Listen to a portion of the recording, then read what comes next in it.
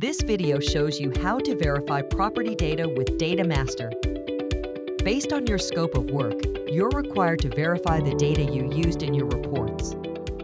And DataMaster makes it easy. DataMaster gathers all the necessary property data for appraisers to complete their appraisals faster and eliminate costly errors that can delay real estate transactions. Appraisers who use DataMaster Pro consistently rank higher than their peers in accuracy and speed. Let's get started with the DataMaster Sales Comparison grid. You can see the data source and verification source fields near the top of each comp on the grid. These fields show where you got the data used and are automatically entered into your form. You can see that comps 2 through 6 indicate no doc selected in the verification source field. Let's change that.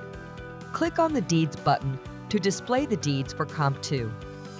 Select the current sale and the prior sales for the property and click Save.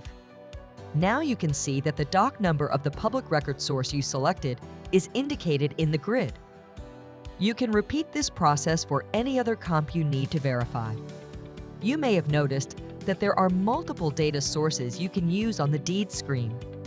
We include these fields on the comp grid because there are only 2 spaces for data verification on the form, but other verification information is stored in your digital work file.